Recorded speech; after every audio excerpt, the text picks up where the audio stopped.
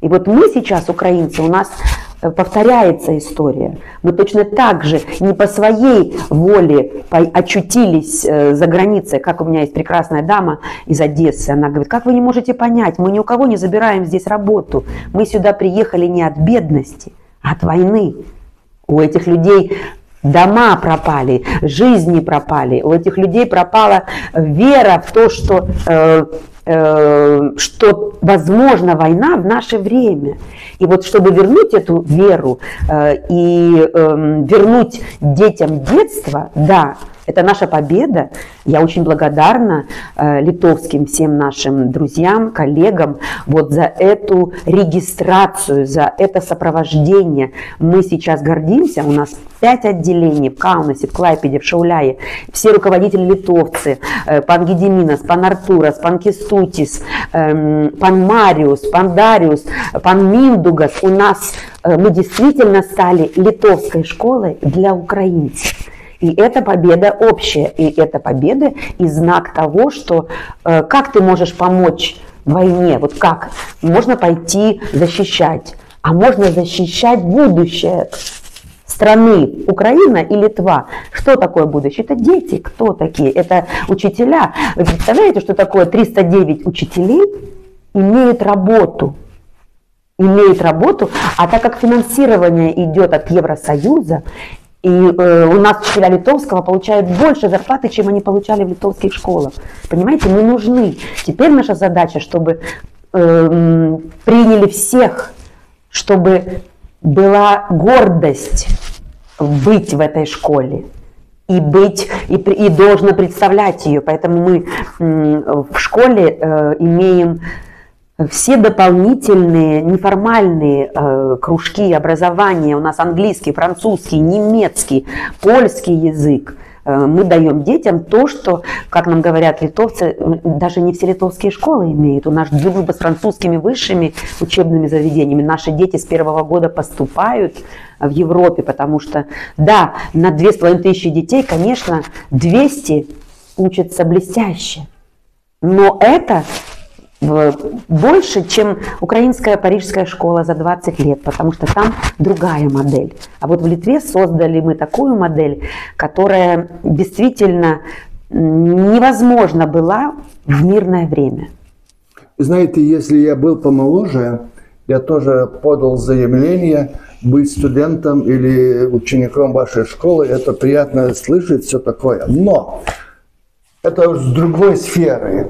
Это не ну, а так замечание другой сферы. Когда я прошел по коридору, значит, к вашему кабинету, увидел фотографии мальчиков, девушек, и вокруг них подсолнечники. И, значит, это якобы говорит о мечтах молодых людей. И рядом стоит боевое знамя армейское с надписью «военных». Как психологически воспринимается процесс обучения войны и мира? Я подразумеваю, что здесь учатся и, значит, молодые люди, и преподают учителя с Украины, их, значит, родители учеников. Вообще, тема войны и мира психологически здесь чувствуется. Чтобы воспитать счастливого ребенка, счастливого гражданина, он должен расти в реальных условиях. Когда мы создаем для детей тепличные условия, получается эффект такой страуса, да? Мы его прячем. В украинской ментальности у нас другой язык, да? У нас нет слова «воспитать». Воспитать – это вот у тебя есть в сосуде твое содержимое, и ты питаешь этим. Если у тебя плохое содержимое сосуда, ты питаешь плохим.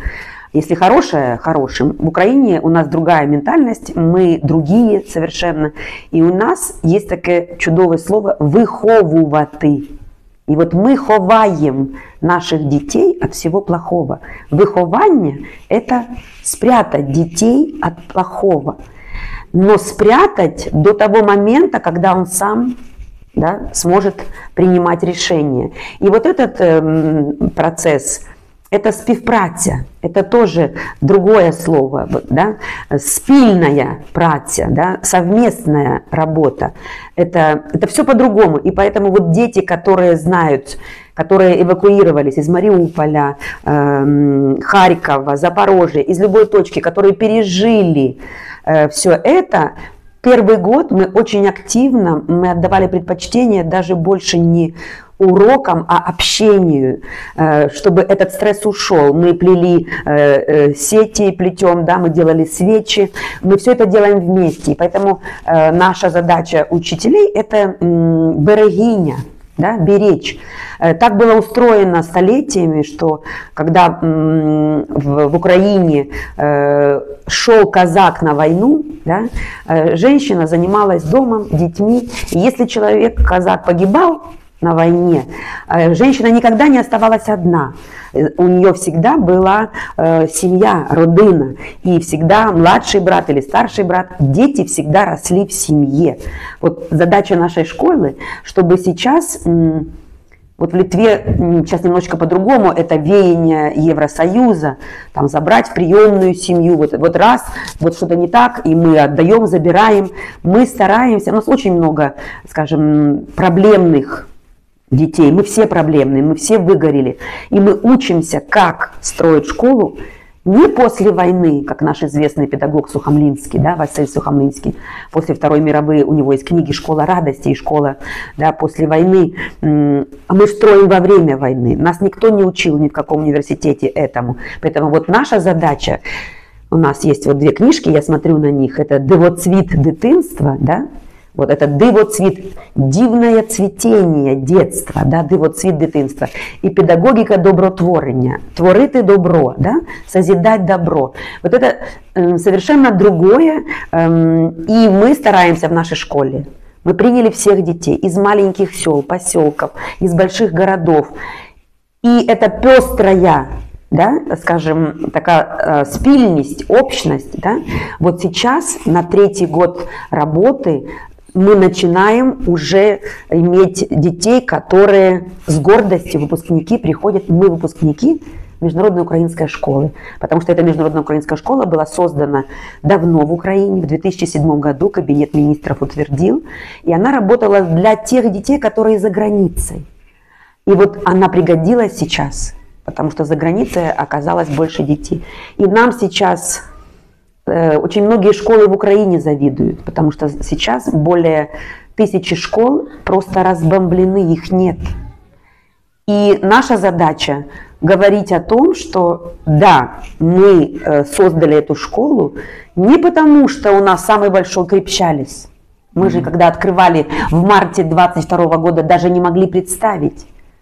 Люди, которые приехали в Литву. Почему они приехали в Литву? Потому что папы работали в Шауляй, Одесса побратима с Клайпедой, там работали тоже папы. И люди приехали на несколько месяцев, все думали, что это закончится.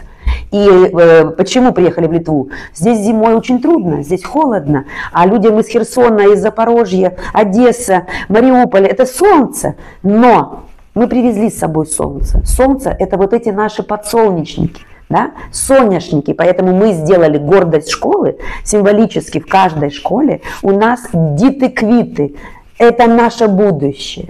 Да, нам нужно будет десятилетие, чтобы разминировать, но растут люди, вот это наши цветы, которые, когда вырастут в добре, они всегда поддержат свою страну, которая их поддерживает сейчас. Эта школа, вот вы видите за мной, на 3 языках, да, карту Iki Pergalis, да, разум до перемоги, ensemble pour la victoire, дать детям возможность учить быть хорошим, учить. Философия нашей школы: добро побеждает зло. И если мы не побеждаем зло, тогда нет смысла вообще что-то делать. Поэтому... Я очень рад, чтобы с вами встретился. Я знаю, за дверью прячутся другие люди, которые тоже хотят с вами переговорить. И мне хочется с вами встречаться, потому что вы носитель добра.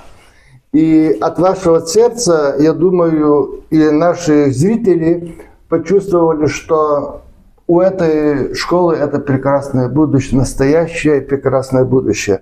Я хочу вам подарить литовцы тоже говорят, сейчас я вам принесу в гости с подарками. Это, пожалуйста, для вас. Я лично знакома с автором, дякую, но этой книжки у меня нет. Так вот. «Усвідомлення України» Володимир Сергійчук, дякую. Да. Вот, это для вашего коллектива. Дякую. И еще могу сказать, что я тоже собрал информацию про вас. И та информация такая же, что я хотел бы быть вашим сыном. То есть гордость матери. Вы цветок украинской общины в Литве. Желаю вам всяких успехов в жизни, а для Украины и наших зрителей, чтобы быстрее закончился то, что нужно сказать, описать, как это вам, вашим соотечественникам сейчас воспринимается то, что творится сейчас в Украине. Мира и добра всем. Спасибо за внимание. Ачу лабай всем жировым. Labai ačiū, viskas bus gerai.